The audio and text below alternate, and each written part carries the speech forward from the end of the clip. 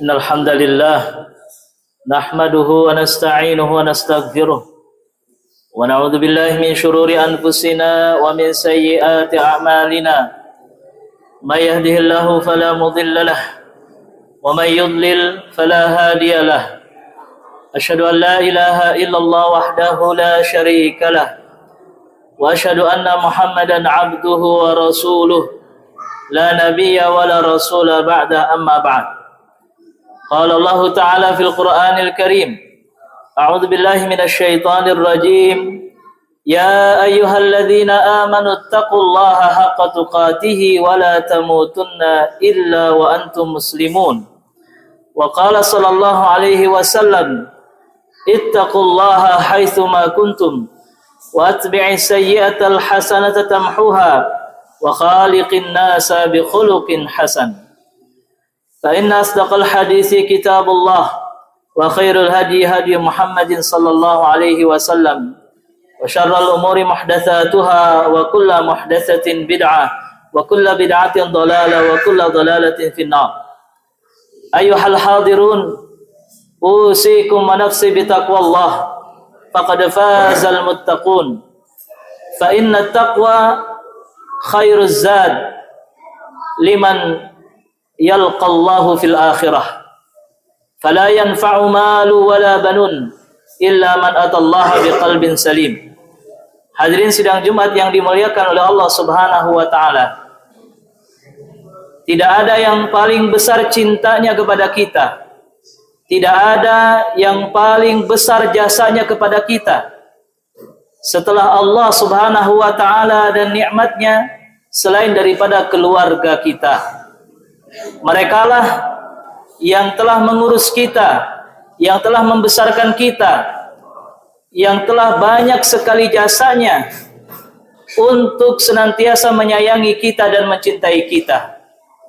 Maka kita sebagai seorang anak, sebagai seorang saudara, sudah menjadi kewajiban kita untuk membalas kebaikan dari keluarga kita. Sudah menjadi kewajiban kita untuk membalas setiap kebaikan mereka, karena di antara bentuk syukur kita kepada Allah adalah dengan membalas kebaikan orang yang telah berbuat baik kepada kita. Maka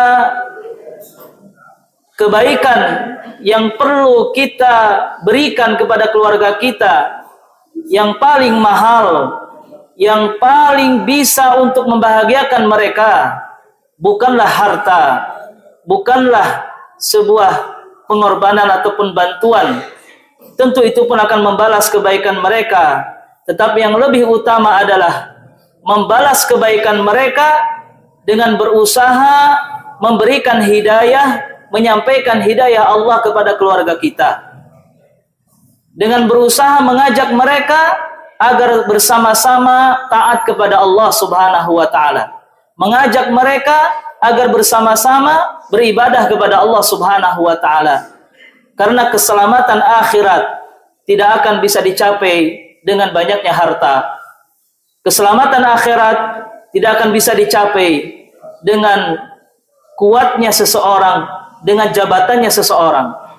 Dan inilah yang dilakukan oleh Nabi Muhammad sallallahu alaihi wasallam.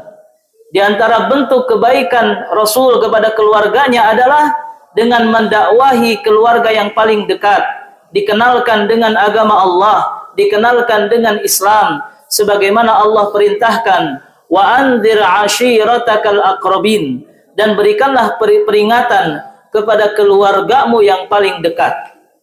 Karena Nabi sallallahu alaihi wasallam menginginkan agar keselamatan di akhirat itu bukan hanya untuk diri sendiri, tetapi ingin mengajak keluarganya agar bisa selamat di dunia maupun di akhirat. Betapa semangatnya Rasul sallallahu alaihi wasallam untuk mendakwahi keluarganya, dan dari keluarga yang tersisa di sana ada paman-paman Rasul sallallahu alaihi wasallam. Kita tahu di antara paman-paman Nabi ada dua yang beriman kepada Nabi dan ada dua yang tidak beriman kepada Nabi sallallahu alaihi wasallam. Dua paman yang beriman membela Rasul sallallahu alaihi wasallam, mereka adalah Hamzah dan juga Abbas ibnu Abdul Muttalib. Sedangkan dua pamannya lagi yang tidak beriman kepada Rasul adalah Abu Lahab dan juga Abu Talib. Abu Lahab memiliki sikap untuk membenci Nabi Sallallahu Alaihi Wasallam, tidak mendukung dakwah Nabi dan selalu melakukan penyerangan dan secara verbal, secara kata-kata menghina, merendahkan Rasul Sallallahu Alaihi Wasallam.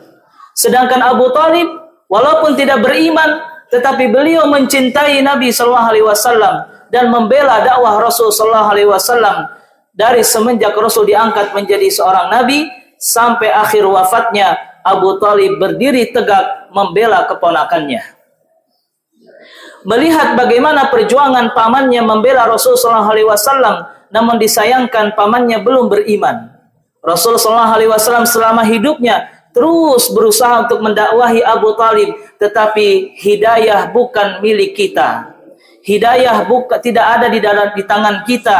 Hidayah milik Allah Subhanahu wa taala. Menjelang akhir hayatnya Abu Talib, di atas dipannya dalam keadaan sakit, Rasulullah sallallahu alaihi wasallam masih berusaha untuk mengajak Abu Talib agar mengucapkan dua kalimat syahadat, berusaha untuk meyakinkan tentang kebenaran Islam, ingin agar pamannya yang mencintai Nabi ini agar selamat di akhirat nanti.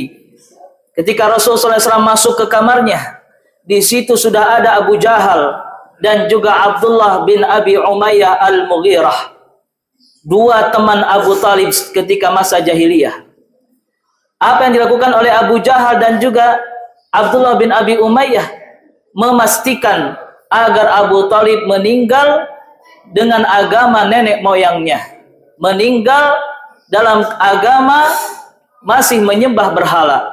Dan Rasulullah SAW datang ke situ, menengok pamannya yang sedang sakit dan menyampaikan dengan bahasa yang lembut, dengan bahasa yang santun, karena rasa sayang seorang keponakan kepada pamannya, ingin agar pamannya menerima Islam, ingin pamannya menerima hidayah.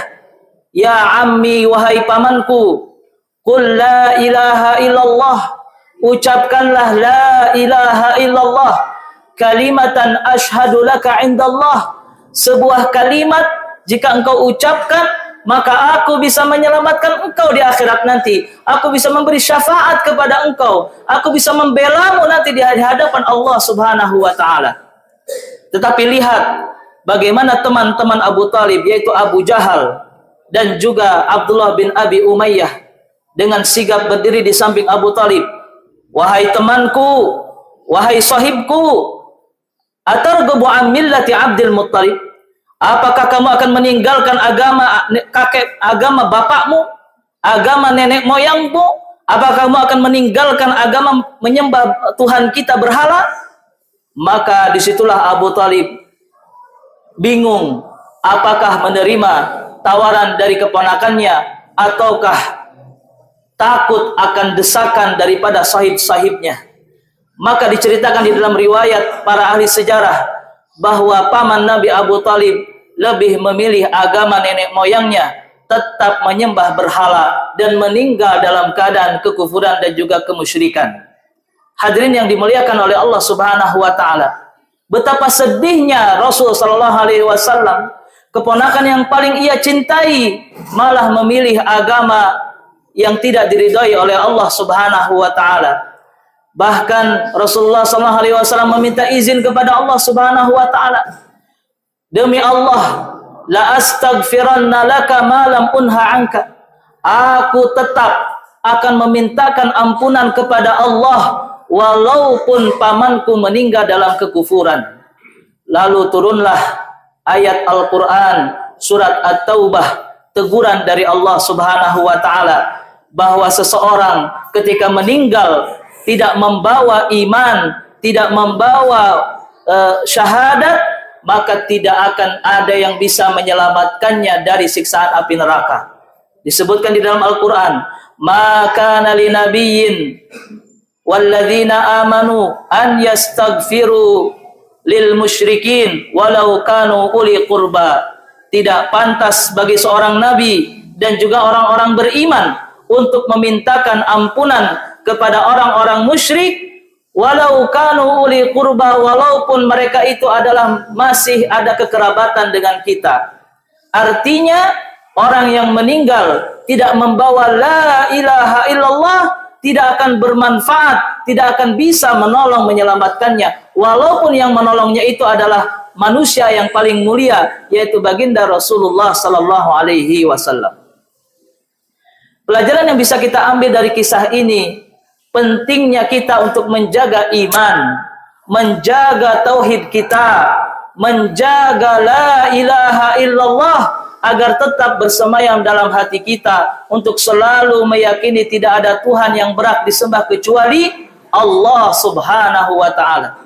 Mempertahankan istiqamah, komitmen untuk selalu tidak ada yang berhak dimintai pertolongan kecuali Allah. Tidak ada tempat yang bisa memberikan rizki kecuali Allah. Tidak ada yang bisa menyelamatkan kita kecuali Allah. Keyakinan inilah yang harus kita tanamkan dalam hati kita dengan menjaga tauhid kita, tidak menyekutukannya dan tidak meminta ataupun menyembah kepada selain Allah Subhanahu wa taala. Seorang ulama mengatakan, miftahul jannah la ilaha illallah. Kuncinya surga adalah ucapan la ilaha illallah. Pelajaran yang kedua yang bisa kita ambil dari kisah ini adalah bahayanya teman-teman yang buruk. Bahayanya sahib-sahib yang bukan malah mendekatkan kita kepada Allah, tapi malah menjauhkan kita dari Allah Subhanahu wa taala. Selalu mengajak kepada kekufuran, selalu mengajak kepada kemaksiatan, selalu mengajak supaya kita agar tidak ibadah, agar jangan sholat, agar meninggalkan sholat. Sahib-sahib seperti ini akan membuat kita sulit mendapatkan hidayah. Sebagaimana Abu Talib pun di akhir hayatnya sulit tidak bisa menerima ajakan Nabi karena keberadaan sahibnya Abu Jahal dan juga Abdullah bin Abi Umayyah. Maka dari itu kita sebagai seorang muslim, kalau kita masih memiliki, apalagi di zaman teknologi saat ini, di mana pertemanan itu sudah menjadi hal yang galib di media sosial, mungkin setiap diri kita punya ribuan teman yang kita add, yang kita terima, baik itu teman di kantor, teman di sekolahan, teman dimanapun, maka pilih-pilihlah yang akan menjadi sahib kita. Bukan berarti kita tidak boleh bergaul, bukan berarti kita tidak boleh berteman dengan siapapun, tapi pilihlah siapakah sahib yang akan memberikan kita manfaat. Siapakah sahib yang akan mengingatkan kita untuk dekat kepada Allah. Sahib yang manakah yang bisa menyelamatkan kita di akhirat nanti. Karena di dalam sebuah hadis dikatakan, nanti di yaumil qiyamah, setiap sahib yang baik, yang selalu memperhatikan saudaranya untuk mendapatkan hidayah, dia akan bertanya kepada Allah, ya Allah, kalau aku sendirian masuk surga dan aku tidak akan sempurna nikmat itu kalau aku melihat sahib-sahibku mereka tergerincir di dalam api neraka. Mereka masih memiliki iman, mereka dulu sholat bersama kami, dulu mereka berpuasa bersama kami, dulu mereka mengaji bersama kami, belajar ilmu agama, tapi sekarang kedudukannya di akhirat. Sahib-sahib kami yang dulu bersama kami sujud, ruku kepadamu, tidak kami dapatkan di surga. Ya Allah, selamatkanlah mereka. Ya Allah, selamatkanlah mereka. Maka Allah pun memberikan syafaat kepada sahib-sahib yang dulu di dunia mereka pernah beribadah, tetapi karena kemaksiatan akhirnya menjadikan mereka menjadi penduduk ahli neraka, diselamatkan oleh Allah Subhanahu wa taala. Itulah keutamaan sahib yang baik, sahib yang saleh. Dijelaskan juga di dalam hadis Nabi sallallahu alaihi wasallam, masalul jalisis saleh, perumpamaan teman yang saleh, teman yang baik, kama kahamilil miski, seperti orang yang menjual minyak wangi, di mana kalau kita tidak membelinya, minimal kita dapat bau wanginya. Sebaliknya, teman yang buruk, teman yang tidak baik, teman yang melalaikan kita, masalul jalisisu kanafikhil kir, seperti orang yang membuat besi, pandai besi, karena di situ bau, ya, kita tidak membelinya ataupun kita akan mendapatkan bau yang tidak enak dari pengolahan besi tersebut. Hadirin yang dimuliakan oleh Allah Subhanahu wa taala. Mudah-mudahan daripada kisah ini menjadikan iktibar bagi kita agar selalu mawas diri, agar selalu berusaha menjalani kehidupan yang lebih baik, mengamalkan tuntunan agama, mengamalkan tuntunan Allah dan juga Rasulullah sallallahu alaihi wasallam. Semoga kita dikumpulkan bersama orang-orang yang saleh, tidak hanya di dunia dan juga di akhirat nanti. Barakallahu li wa lakum fil Qur'anil Karim wa nafa'ani wa iyyakum bima fihi minal ayati wadh-dhikril hakim. Aqulu qawli hadza wa astaghfirullah li wa lakum innahu huwal ghafurur rahim.